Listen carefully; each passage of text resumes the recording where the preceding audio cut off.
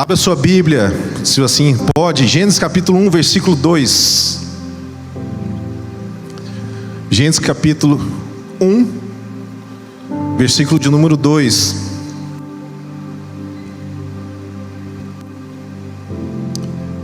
A terra era o quê? Sem forma e vazia, e as trevas cobriam a face do abismo, e o Espírito de Deus se movia à face das águas. A terra então estava sem forma e vazia, mas há um detalhe, né? Que o Espírito Santo, ele fazia o quê? Ele se movia, essa versão diz movia sobre as águas. Outras versões falam que ele pairava sobre as águas. E nessa noite eu quero falar sobre a pessoa do Espírito Santo, amém? Eu quero tributar nessa noite honra ao Espírito Santo. O Espírito Santo, ele, se você já conhece a palavra de Deus, você que já é cristão, você sabe que nós aprendemos que o Espírito Santo é a terceira pessoa da Trindade. E os três, ele é um, né? A Trindade de Deus. Muitas das vezes ele é mal compreendido, né? A Trindade. E de uma forma didática ou pedagógica, nós aprendemos que o Espírito Santo, ele é a terceira pessoa da Trindade. Quando nós no Novo Testamento, nós ouvimos e nós lemos, né? Em nome do Pai, do Filho e do Espírito Santo. Por conta dessa ordem que ali está, nós aprendemos e nós falamos que ele é a terceira pessoa da Trindade. Mas é interessante a gente notar que, por essa forma didática e pedagógica, muitas das vezes nós confundimos um pouco sobre a pessoa do Espírito Santo. Porque parece que quando nós falamos isso, nós estamos dizendo que há uma hierarquia, um mais poderoso e um menos poderoso. Eu sei que a intenção dos teólogos não era essa, era mesmo só para, de uma forma didática, poder explicar quem é o Pai, quem é Jesus e quem é o Espírito Santo. Mas se a gente for adotar a lei da primeira menção, nós vamos ver que o Espírito Santo, ele é a segunda pessoa que aparece na Bíblia. Porque lá em Gênesis capítulo 1 diz, né, que no princípio Deus. Então, Deus aparece primeiro, Deus Pai. E agora no versículo 2 apresenta o Espírito Santo. Se assim fosse, então nós poderíamos dizer, se fosse pensar na lei da primeira menção, que o Espírito Santo era a segunda pessoa da Trindade. Sim ou não? Porque ele aparece pela segunda vez. Mas não, quando nós entendemos quem é a Trindade do Senhor, o Espírito Santo, ele é Deus. Ele tem o mesmo poder, ele é Deus. Ele estava desde o princípio. Quando você lê de Gênesis e Apocalipse, você vai entender que o Espírito Santo, ele nunca foi retirado da terra. Desde que quando a terra estava sem forma e vazia, ele estava pairando sobre as águas. Diz que algumas versões, mais no original, diz que ele estava como que descansando, pairando sobre as águas.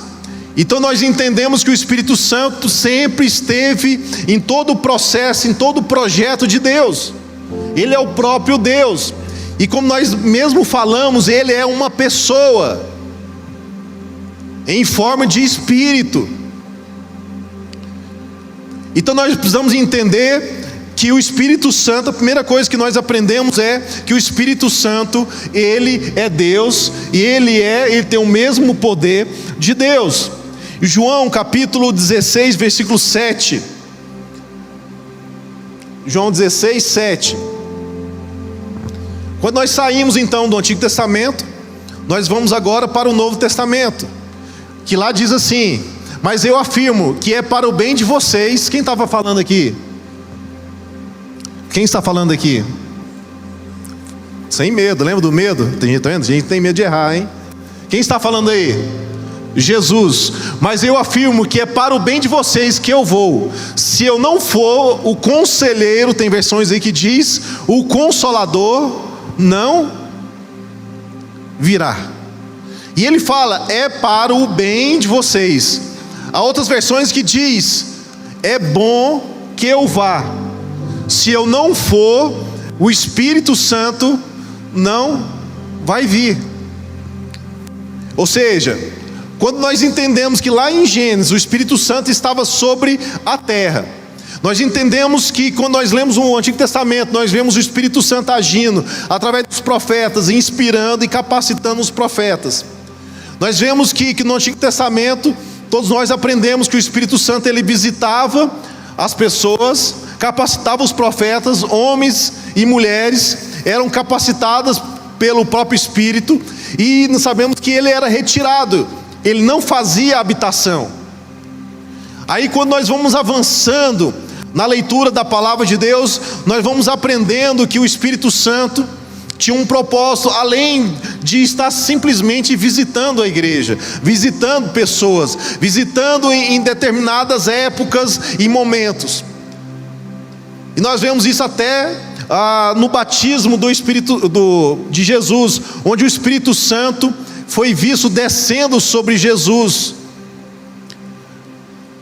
Diz a palavra de Deus que quando ele foi batizado, o Espírito Santo veio sobre Jesus. E isso já estava sendo profetizado desde Isaías, onde ele fala que o Espírito Santo está sobre mim, porque ele me ungiu. Ou seja, ele está sobre mim. Jesus ele leu esse Isaías 61 lá na sinagoga, lá no templo, dizendo que essa palavra tinha sido cumprida sobre ele. Ele era o cumprimento dessa profecia, que o próprio Espírito estava sobre Jesus. E não diferente, irmãos, quando nós vemos que Jesus, quando estava despedindo dos seus discípulos, houve ali um momento de tristeza. Um medo pairou sobre os discípulos. Por quê? Porque eles sempre estavam falando que ele iria voltar para o Pai. E começou um sentimento a qual eles não tinham sentido antes, que era um sentimento de orfandade, de abandono, ou quem sabe um prelúcio, né? um anúncio de um luto que eles iriam passar. Quem perde alguém de repente é muito dolorido, não é? É muito difícil alguém perder alguém de repente.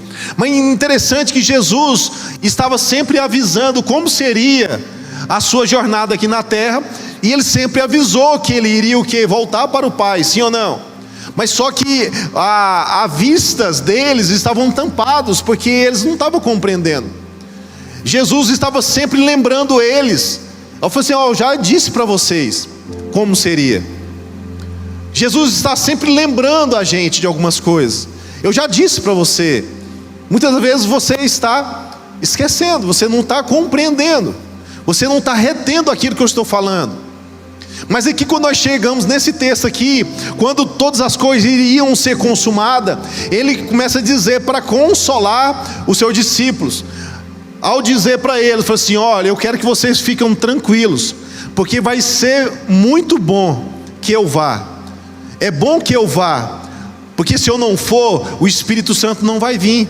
Porque vocês não podem ser orgulhosos, porque eu estou no meio de vocês, vocês estão recebendo. Agora, se eu não for e não enviar o Espírito Santo, a terra não vai receber. Ele não estava fazendo uma troca, agora eu vou enviar um outro diferente. Ele estava dizendo, não, eu vou voltar para o Pai, mas eu vou estar com vocês através do Espírito Santo. Eu vou estar com vocês. Eles não ainda, mesmo assim, eles não compreenderam, porque quando nós vemos que quando Jesus ele foi crucificado, ele morreu, o que aconteceu? A maioria deles voltaram para casa, voltaram para suas casas e ficaram o quê? Chorando e com medo, dizendo, acabou. Achamos que Jesus ia ser o nosso Salvador, aquele que ia remir, ia salvar a gente, Jerusalém, Israel, o nosso povo, ia ser o nosso rei. E sempre com aquela mentalidade, né, de um reinado físico e humano. E eles estavam lá tristes. Mas a promessa que era o quê? Que porém eu vou enviar o Espírito Santo para que ele fique permanentemente no meio de vocês. Agora, o que acontece conosco?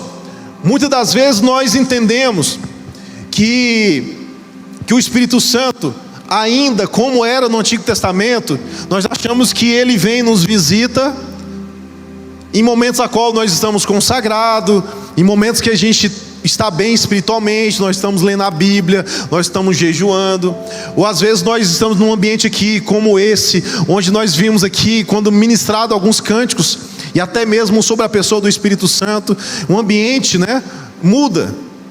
E nós achamos agora que quando você sair dali e ir embora para sua casa, o Espírito Santo voltou para o Pai, E agora, uma próxima oportunidade, você vai ter uma experiência com o Espírito Santo.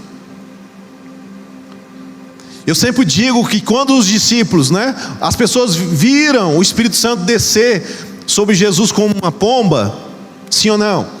Diante disso agora, qual que é o símbolo do Espírito Santo? Qual que é o símbolo do Espírito Santo? É uma pomba. Qual é a dificuldade, muitas das vezes, da gente encarar o Espírito Santo simplesmente como uma pomba? Ela senta aqui, qualquer coisinha que você faz, ela vai embora.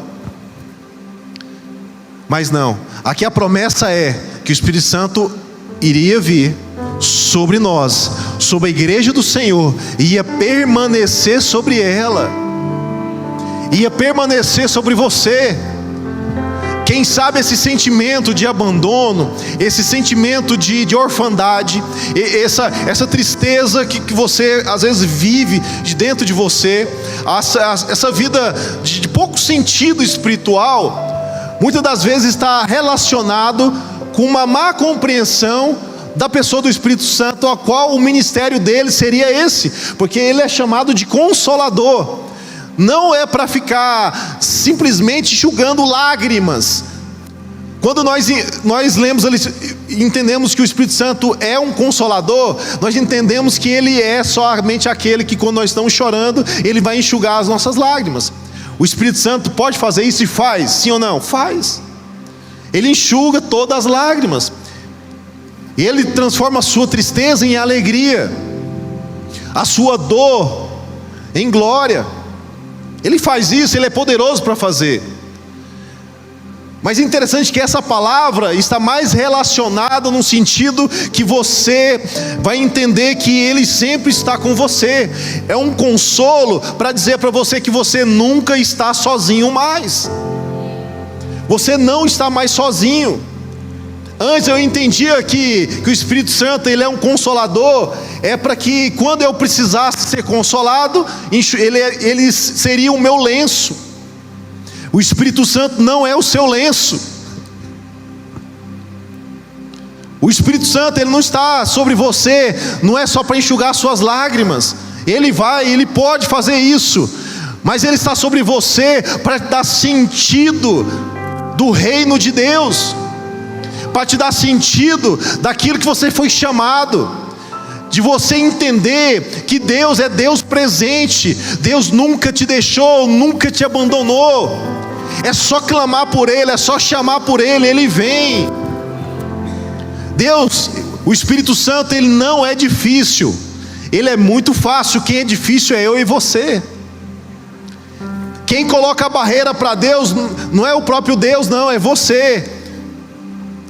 Tem gente que fala assim, o Espírito Santo é muito sensível. Não, sensível é você. Eu não estou bem hoje, eu não estou bem. Meus irmãos, se eu contar a minha história, do jeito que eu estou aqui em cima, é aquela história. E se eu contar a minha história para o carroceiro, o cavalo senta no meio-fio e começa a chorar. Muitas das vezes nós achamos que é quando nós estamos bem, é onde que Deus age. Não, meus irmãos, a Bíblia diz que quando eu estou fraca, aí eu sou. Quando você acha que você não está bem, irmãos, aí sim, é nessa hora que Deus pode agir na sua vida. Porque quando você bate no seu peito e você começa a achar que você está bem, Aí Deus vai falar assim: não, tudo bem, está bem, então você não precisa de mim.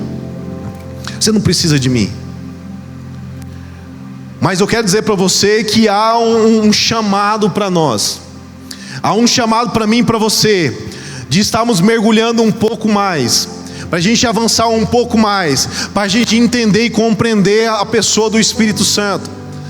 Nós temos compreendido muitas das vezes de forma errada e achando que Ele te abandonou, que Ele não está com você.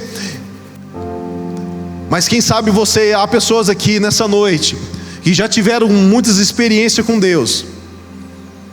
Não diferente daquilo que nós falamos sobre dízimos e ofertas, muitas das vezes experiências negativas, sobre alguns moveres de Deus, sobre algumas coisas que você entende o que é o mover do Espírito, de uma ação do Espírito Santo.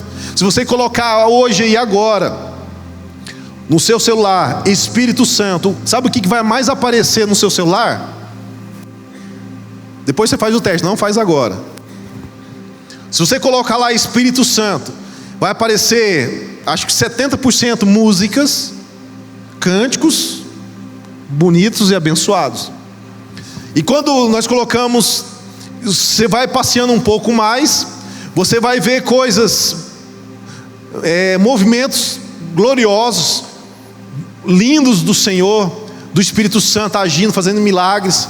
Mas muitas das vezes você vai ver coisas que vai machucar o seu coração, de coisas que você sabe que isso não é do Espírito, coisas que foram taxadas que é batismo com o Espírito Santo, coisas que muitas das vezes você mesmo, você via aquilo, você experimentou aquilo, e você viu que aquilo lá não era verdadeiro.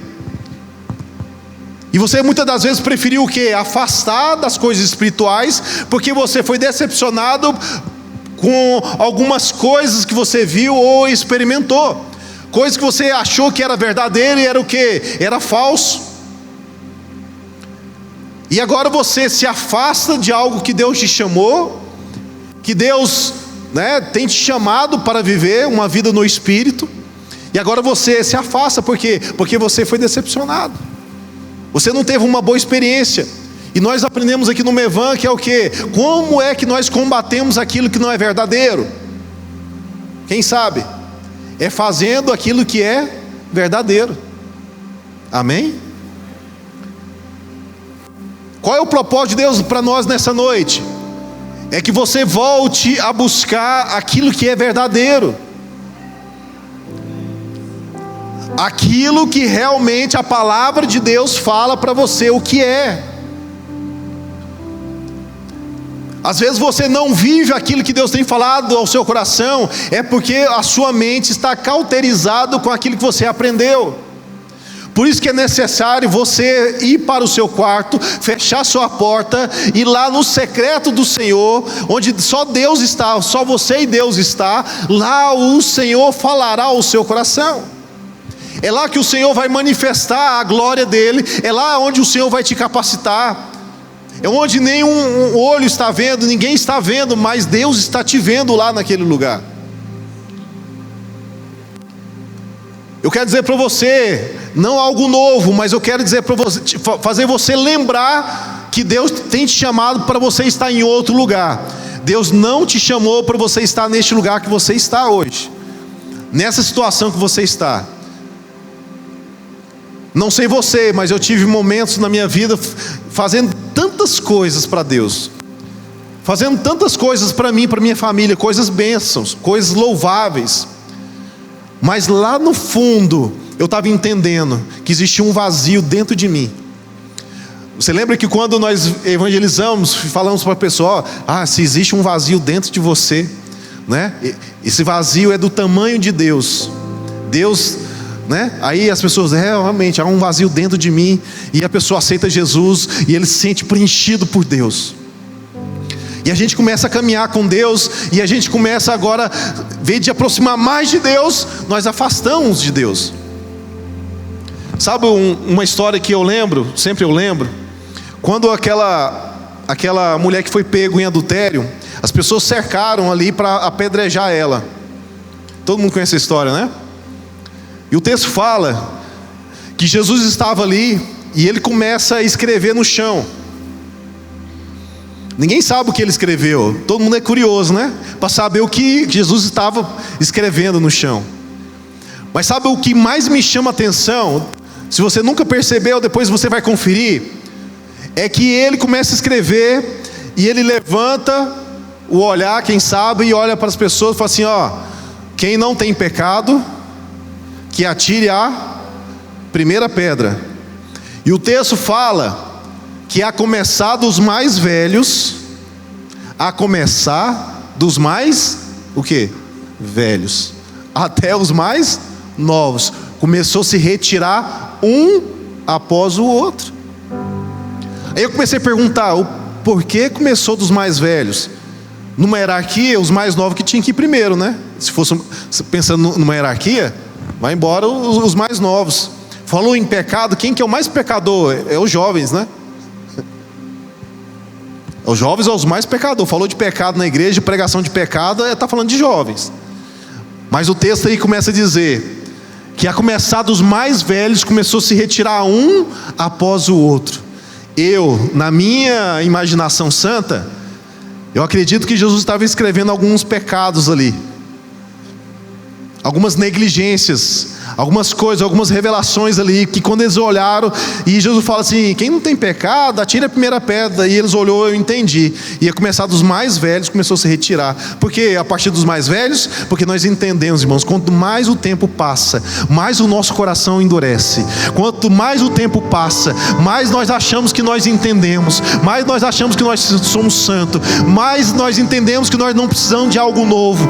O tempo vai passando, eu conheço já esse texto, eu já ouvi essa mensagem, eu sei o que é isso, eu sei o que é aquilo, e nós esquecemos que nós precisamos nos esvaziar de nós mesmos para que a glória de Deus se manifesta.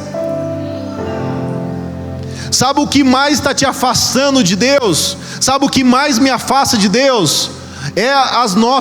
Não é nem tanto os pecados, é as nossas virtudes que nos afastam de Deus.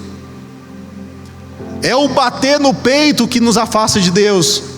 Lembra lá do fariseu, do publicano, que quando chegou diante de Deus para orar, um batia no peito dizendo: eu não sou pecador como esse aqui, eu dou o dízimo, né? Eu faço isso, eu faço aquilo. Começou a bater no peito: eu sou o cara, eu tenho experiência, eu tenho um chamado, eu tenho um ministério, eu não faço, eu não sou como as outras pessoas, eu não sou como esse publicano que está aqui.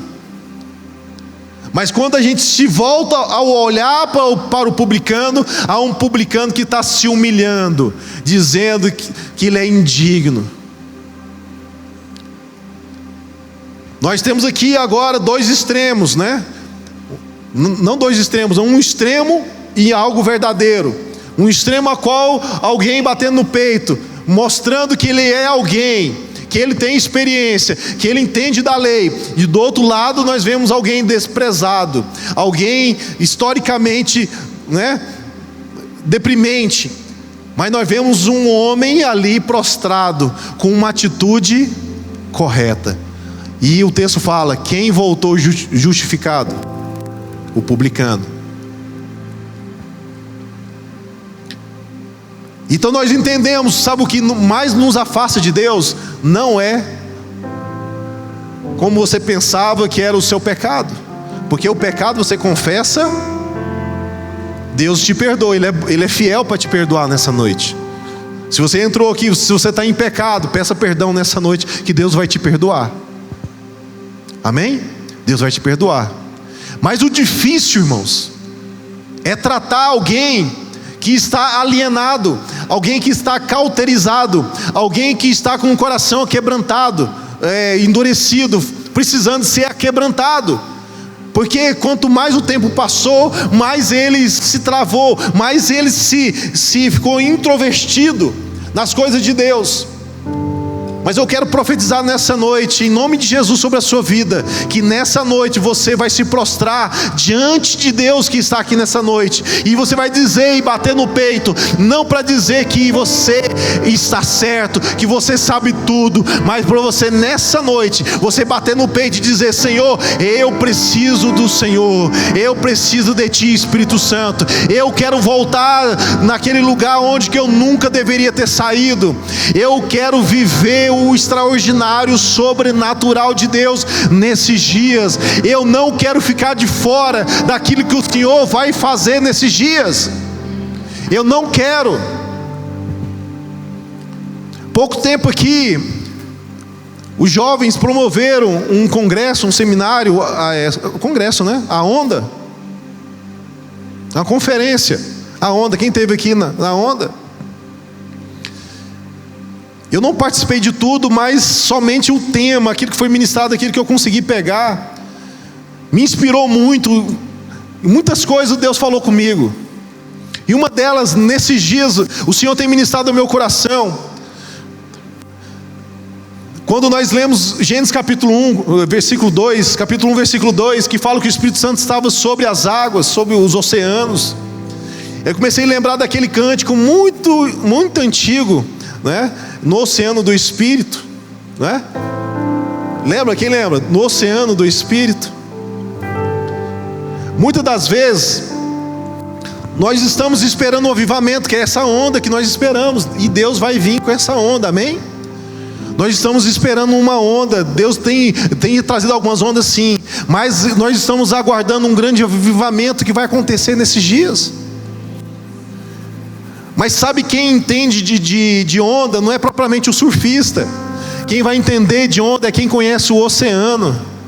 E eu quero dizer para você que o Espírito Santo é como o oceano. Ele é infinito. Esses dias eu vi um testemunho de um oceanógrafo, é isso? Alguém que entende de oceano. Ele disse, falou assim: ó, se alguém cai no meio do oceano, é só um milagre. É só um milagre para alguém encontrar ele. E ele começa a contar vários milagres de pessoas que foram encontrados, de náufragos, pessoas que caíram no mar e foram encontrados. Aí o Espírito Santo começou a falar comigo. Falei assim: meu filho, eu sou como esse oceano. Se você cair em mim, se você estiver em mim, ninguém vai te achar. Quem vai saber onde você está só vai ser eu. Mas se eu quiser, eu vou permitir alguém te encontrar. Porque nesse oceano, a qual ninguém mais pode te encontrar, eu te encontro. Então vai para este lugar, onde nenhum olho pode te ver. Os aviões passam, e os navios passam e ninguém vai te ver. Mas no tempo certo de Deus, Deus vai te revelar. Deus vai te apresentar. E agora, todas essas pessoas que foram encontradas, ela tem uma história para contar. Às vezes você está aí: ninguém me vê, ninguém lembra de mim. Você está no lugar certo, amém? Sabe por quê? Porque você está nesse oceano. Aqui nós cantamos um cântico, né? Eu levanto meus olhos para os montes. Acho que é Salmo 120. É 120 ou 120 alguma coisa o Salmo. Eu lembro desse texto também. Eu digo assim, eu falo assim: gente, elevo os meus olhos para os montes. Tem momento que você está diante de um monte que você precisa atravessar, e às vezes existe aquele silêncio, você não está ouvindo nada. Sabe o que eu entendo? Que muitas das vezes, sabe por que você não ouve? Porque Deus está lá do outro lado do monte te esperando. E se você não conseguir ir lá, é como esse cântico que foi ministrado: ele vem saltando pelos montes, ele salta os montes para te encontrar. Mas uma coisa é certa: ele nunca fica sem te encontrar. Se você clamar, ele vem. Se você pedir, ele vem. Se você clamar por ele, ele vem. Se você está nesse oceano, não como um náufrago na fé, mas alguém que está mergulhado em Deus, meus irmãos, coisas extraordinárias vão acontecer. Mas um texto que eu quero ler com os irmãos, Lucas capítulo 11, versículo 9, pode abrir aí para nós?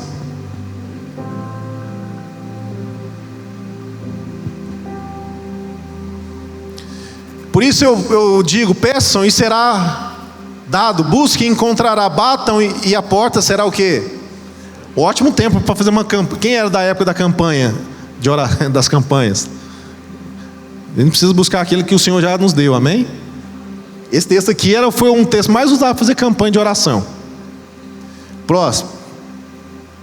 Pois todo aquele que pede, recebe, que busca, encontra, e aquele que bate, a porta será aberta. Próximo.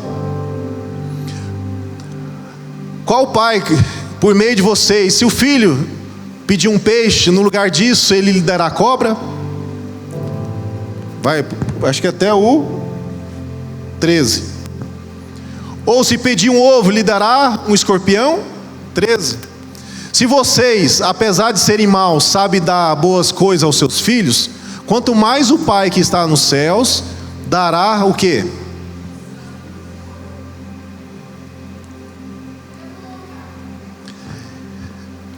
Você percebe, se você tiver com a Bíblia aberta, antes desse texto aqui, sabe o que está dizendo? Antes desse texto?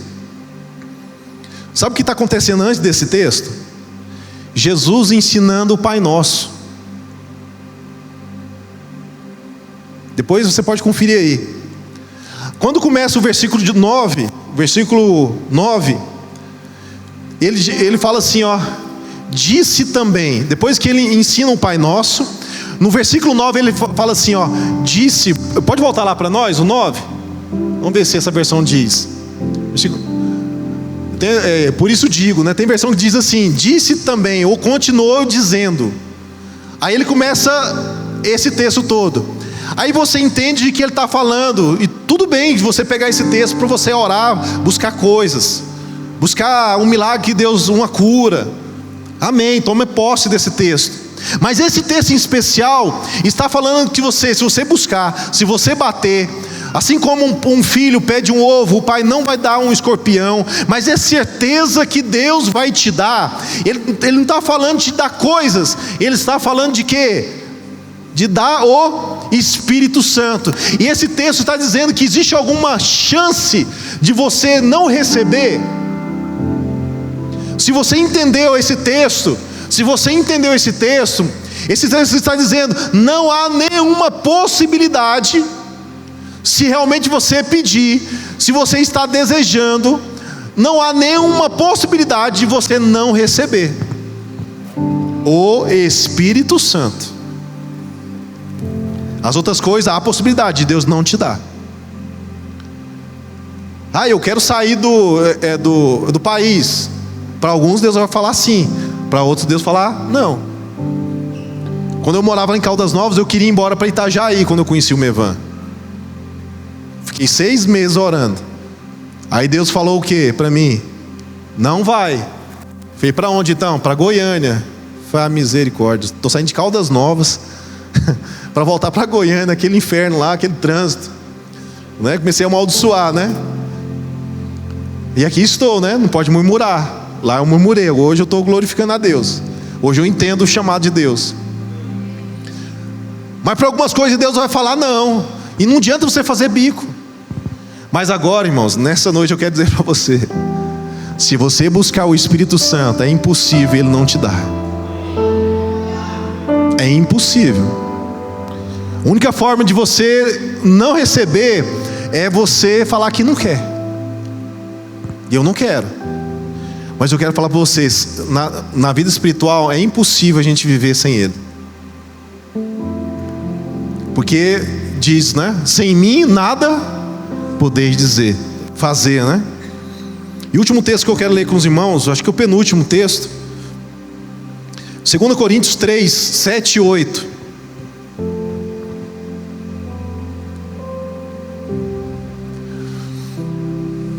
Segunda Coríntios capítulo 3, versículos 7 e 8. O ministério que trouxe a morte foi gravado com letras de pedras, mas esse ministério veio com tal glória que os israelitas não podiam fixar os olhos na face de Moisés, por causa do resplendor, da glória, né, do seu rosto, e estava irradiando, né, a glória sobre a sua face, ainda que desvanecesse, ou seja, sumia aquela glória.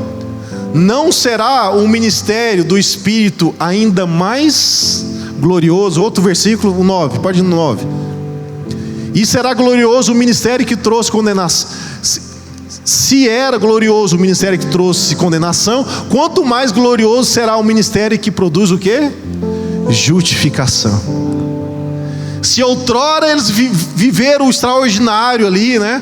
Tudo aquilo que eles viveram, mesmo debaixo da lei, mesmo debaixo de tudo aquilo que eles viveram, e o texto fala, será mais glorioso ainda o ministério do Espírito. Porque o reino de Deus, irmãos, é assim. O texto também, a Bíblia diz, né, que o menor no reino de Deus, é maior do que João Batista. Olha só o que nós podemos viver. Quem conhece João Batista sabe o quanto ele foi um homem de Deus, quão glorioso ele viveu. Mas só que o texto, a Bíblia diz, né, o menor no reino de Deus é maior do que João Batista. Então mais glorioso será esse ministério, essa vida no Espírito. E agora sim, o último texto que eu quero ler com os irmãos, 1 Reis 19. 1 Reis capítulo 19.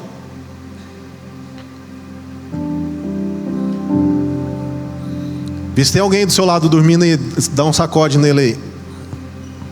Ora, Acabe contou, é isso mesmo? 19, versículo 10, perdão, esqueci, foi do versículo, né? Versículo 10. E ele respondeu: tenho sido muito zeloso pelo Senhor, o Deus dos exércitos. Os israelitas rejeitaram a tua aliança, quebraram os teus altares e mataram os teus profetas à espada. Eu sou o único que sobrou agora, também estão procurando matar-me. Versículo 11. O Senhor lhe disse: saia da caverna. Quem estava lá na caverna lá? Tá? E fique no monte, na presença de quem? Do Senhor, pois o Senhor vai passar. Então veio um vento fortíssimo, que separou os montes, esmagalhou as rochas diante do Senhor. Mas o Senhor não estava no vento. Depois do vento veio o quê? Mas o Senhor não estava no terremoto. Versículo 12. Depois do terremoto veio o quê? Fogo, chamanaias. Mas o Senhor não estava nele. E depois do fogo houve o quê? Um murmúrio, uma brisa suave, em algumas versões. Versículo 13. Mas Elias ouviu, puxou a capa para cobrir o rosto, e saiu e ficou à entrada da caverna. E uma voz lhe perguntou: o que está fazendo aqui, Elias? Veio o que primeiro? Um vento forte. Lembra lá de quando o Espírito Santo desceu? Veio um vento impetuoso. Lá, Deus estava lá no vento, não estava? O Espírito Santo, né? Quando desceu, existia um vento impetuoso. Depois veio o quê? Um terremoto. Quando nós lemos a Bíblia, em alguns momentos, o chão tremeu. Quando Deus agiu. Deus já se manifestou através do fogo, sim ou não? Sim. Mas aqui, o que Elias estava precisando? De uma brisa suave. E ele estava desesperado, até mesmo querendo perder a sua própria vida. Tinha pessoas querendo matar ele. E ele não estava precisando de fogo, ele não estava precisando de terremoto, ele não estava precisando de vento forte. Mas Elias, naquela caverna, ele estava precisando, sabe de quê? É de uma brisa suave. Ele estava precisando de um sussurro. Ele estava precisando de o quê? De um agir sobrenatural de Deus. Sim, mas ele estava neste momento esperando isso. Se Deus fosse, irmãos, manifestar ali naquela caverna tremer todinha e cair pedaço de pedra na cabeça de Elias. Aí ele falou assim: Deus está me ouvindo, Deus vai me matar. tem pedra caindo sobre minha cabeça. Mas não, Deus, ele queria ter um encontro com ele ali na caverna. Não dentro, mas fora dessa caverna. Quem sabe você, nesses dias, você entrou numa caverna, está se escondendo, fugindo de Deus. E Deus nessa noite está dizendo para você: venha para fora dessa caverna. Venha para fora, porque eu, o Espírito Santo, quero te abraçar. Quero falar com você. Eu quero renovar, quero curar a sua vida. Às vezes você está nesses dias buscando coisas muito extraordinárias, coisas tremendas. Mas eu quero dizer para você que Deus já está fazendo coisas, já está sussurrando nos seus ouvidos. Você está buscando, falando: Deus, fala comigo, Deus, fala comigo. Mas Deus já está falando com você, Deus já está fazendo na sua vida. Sabe o que é necessário você fazer como Ele? Levanta do lugar onde você está, saia deste lugar e se apresenta para Deus. É noite de você se apresentar para Deus. E eu quero fazer isso nessa noite, em obediência ao próprio Espírito Santo, te fazer esse convite, para você sair do seu lugar, do lugar onde você está. Ah, está bom este lugar, mas Deus está falando para você: eu não quero você neste lugar. Está bom, está ótimo, você está prosperando, você está sendo abençoado. Lembra da pesca maravilhosa, onde que as redes quase se rasgaram? Foi quando eles estavam prosperando que Deus chamou eles. Às vezes, está tudo bem. É nessa hora também que Deus está te chamando. Está tudo errado, Deus está te chamando também. E nessa noite, como um sussurro, eu poderia estar falando sobre o Espírito Santo, estar gritando aqui, como você já viu muitas vezes, nada contra sobre isso. Está gritando e berrando aqui, dizendo: receba! Tem hora que Deus vai fazer isso. Amém? Quem que já teve uns moveres assim, bem pentecostal aí, não já? Quem já recebeu nesses moveres? Eu já recebi muito, irmão. Eu sou pastor do monte. Eu já vi coisa no monte. Aquele Mendanha ali, quando não tinha aquelas antenas lá, eu era frequentador do Mendanha. Ali era o fogo puro lá. Eu sou da época que a gente via ouro nas mãos, de graveto pegando fogo. Quem é dessa época dos gravetos? Eu lembro de um retiro, que a gente foi no retiro. No outro dia ainda a gente ficava lá, ao invés de tomar café da manhã, a gente estava mostrando um para o outro a mão brilhando. E ficava 1, 2, 3 dias brilhando. Deus pode fazer ainda hoje essas coisas, irmãos. Deus pode. Mas não se limita a essas coisas, não. Deus, ele pode vir com uma brisa suave. Deus pode nessa noite tocar você e fazer algo que Ele nunca fez na sua vida. E se você obedeceu a este chamado nessa noite, eu tenho apenas consciência, eu tenho a certeza que Deus vai fazer algo extraordinário na sua vida nessa noite. Feche seus olhos onde você está. Eu quero que você ore. Eu quero que você se apresente não como um publicano, como um fariseu, mas sim como um publicano. Que você nessa noite venha bater no seu peito: eu preciso do Senhor. Eu preciso de Ti, Senhor. Como Elias estava dentro dessa caverna com medo, quem sabe você está neste lugar. Há um sentimento de perda, de luto. Há um medo dentro de você nesses dias. Apossou de você. Eu sinto que tem pessoas aqui que às vezes está com um sentimento que uma tristeza apossou de você, como um sentimento de abandono, de luto. Mas eu quero nessa noite ratificar aquilo que Deus falou, que Ele está aqui nessa noite e Ele quer encontrar você.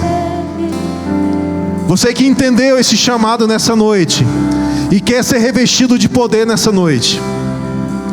Você que quer ser tocado pelo Espírito Santo. Você que precisa de um toque de Deus. Faça como Elias, sai do seu lugar e vem aqui na frente, eu quero orar com você.